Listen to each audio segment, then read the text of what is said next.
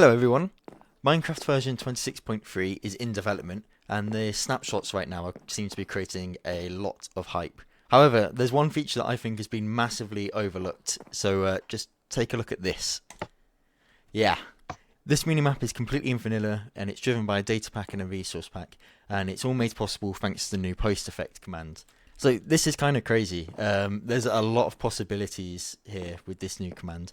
This is just a small example to show off the sort of things that you could do with this potentially. You can see that it tracks the closest entities, so it will get the closest 12 pigs to the player, and it will show them on the map. It will track the rotation of the camera. You can see the coordinates. I can even change the seed of the map that's displaying, so I can dynamically change the noise that's showing on the map. And then another thing as well is there's even waypoints. So if I shoot this arrow, you can see a waypoint pops up on the map and it pops up on the screen. I can get closer to it and it shows me the real distance. And then if I move far enough back, it will actually show on the mini-map the direction that the waypoint is. You can see some glitchiness as I'm rotating. I'll actually get to what causes that later, and where I hope Mojang will make some changes in the next snapshots. So basically what I've discovered in these snapshots is a way to reliably pass data dynamically to a post-processing effect. So this was not previously possible before these latest snapshots. So post-processing effects aren't new to the game at all. They've been in for, well, years and years at this point, but we've just never had direct access to apply them to the player. So previously you could spectate an entity, and some of them would give you these post-processing effects, and then you could enable immediate respawn as a game rule, and then you could kill the player and they would keep that shader effect on their screen. This has been fixed in the latest versions, so this no longer works. And this new technique to pass data wouldn't have worked anyway before, because this relies on the new feature of being able to stack multiple post-processing effects together. So it's this idea of being able to apply multiple post effects at the same time that is crucial to this reliable way of passing data to a shader. So I've brought you over into a different world now to show you a bit of a simpler example of how this works. So I've got a nice little car here, and you'll see that as I start moving, and when I start to pick up speeds, there's a bar at the top that actually will show you the speeds that you're going, and then also a number in the bottom right that will show you the actual value that's being passed in. You'll see that there's underneath that top bar, there's the yellow bar that just shows some little blocks that seem to flash as you're moving. That's because these represent the actual bits that make up the integer that's being used to show you the top bar, and that's a bit of a clue actually as how this whole system works. So those bits at the top are a kind of zoomed in visualization of the pixels at the very bottom left of my screen. If I zoom in onto these pixels, you can see they actually line up with the bits that are flashing at the top of the screen.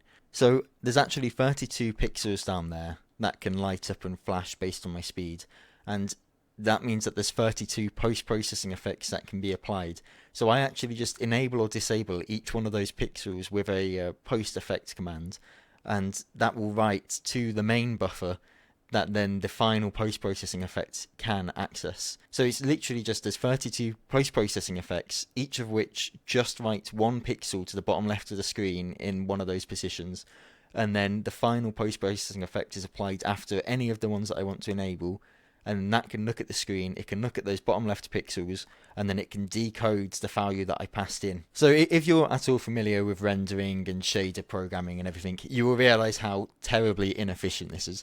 It's basically a whole new draw call for every single bit of information that I want to send to the game.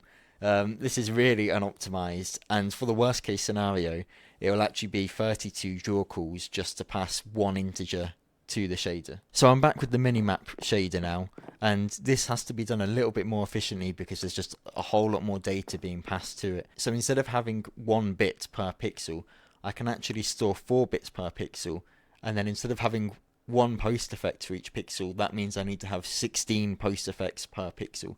So depending on which 4 bits I want in each pixel, I'll have to call one of those 16 shaders, and it will set a bit of a gradient value to the pixel to represent a nibble of data. This means that I can use just 72 pixels to represent 288 bits. So It's still really unoptimized and terribly inefficient compared to any normal renderer. I'm using 72 draw calls, worst case scenario, just to send 288 bits, but it's a lot more efficient than a draw call per bit. There's actually some information you can get directly from the shader for free. So you'll see that when I move around like this, the minimap moves smoothly, and if I put a waypoint down, and you'll see this is what I was talking about earlier, if I just move left and right and backwards and forwards, it actually looks quite smooth. That's because this position data from the camera is directly accessible from within the shader without it needing to be passed in. The rotation I'm having to pass in, and it's limited to 20 times a second from the tick rate, and then also it's a limited to the number of bits that I'm using to pass in rotation. So there's some precision problems because I'm only using so many bits to represent rotation. So it's if you rotate quick, it looks pretty rubbish, and you'll see the map looks a little bit janky when I'm rotating compared to when I'm just flying around without moving the camera. Now, for another example of just how powerful this new snapshot is, I'll show you something really cool that you can do. I'll remove that waypoint. So if I just click this button, you'll see that actually I've got a whole new custom renderer. This uses the same noise that I'm visualizing in the minimap. You'll see there's no sun or anything that's normal in Minecraft. That's because everything other than the hotbar UI and like all of this overlay UI is being completely replaced with my own rendering engine. So I'll spare some of the technical details, but essentially this is working by just generating the terrain height map noise on the shader. It uses the same one as the minimap, and then I use something called the Digital Differential Analyzer, or just EDA, and then I use that to ray trace per pixel, so it runs for every single pixel on the screen, and it detects if it collides with the height map, and then it will render a cube. Well, it will render a pixel, and that will make up cubes. So this is very different from the normal Minecraft rendering, and I can prove that by if I go inside and I fly around. You see, it's completely solid, so you can't see through with the. There's no mesh involved here. It's purely ray tracing. So I can see that this new technique of sending data to the shader could be used in some minigames. I think it would be a lot less information than this that would be passed, maybe just a value to show on a new UI. You could even have a top-down image of your map saved as a texture, and you could use that for a minimap. If you didn't have the rotation of the minimap, you wouldn't even need to send through the rotation, but you could still send player positions and represent those on the minimap. So these are all just examples of the kind of things that are possible once you can send data to a shader. I really do want to see Mojang expand on this post-processing command. I think it would make it a lot more accessible for the players and developers. I think currently right now this is all possible, but it would probably take quite a hard toll on some of the lower end hardware.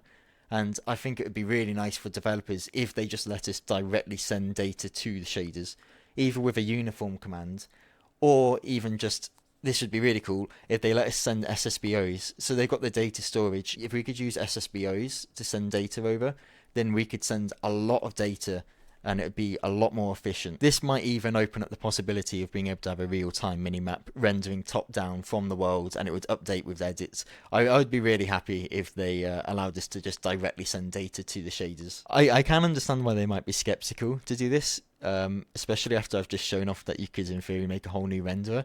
However, I don't think this is that big of a problem. It's worth noting that even with sending data to the shaders directly, there's a lot of big limitations. We don't have access to the whole render pipeline, so it's much more comparable to just using a compute shader, and that means that it's great for ray tracing, but for the normal like mesh rendering, it's just nowhere near as efficient. And we already have options for like displacing vertices in a custom model to put whole new custom objects in the game, and those already look completely out of place in Minecraft. So I don't think it'll be a problem allowing passing information to a shader. I don't think it could change anything in that sense. It would also be nice just to access more information about the camera directly from the shader. So we've got the position, which is brilliant. It means I can move around here and it all looks very smooth. But it would be nice to be able to access things like the pitch and yaw directly.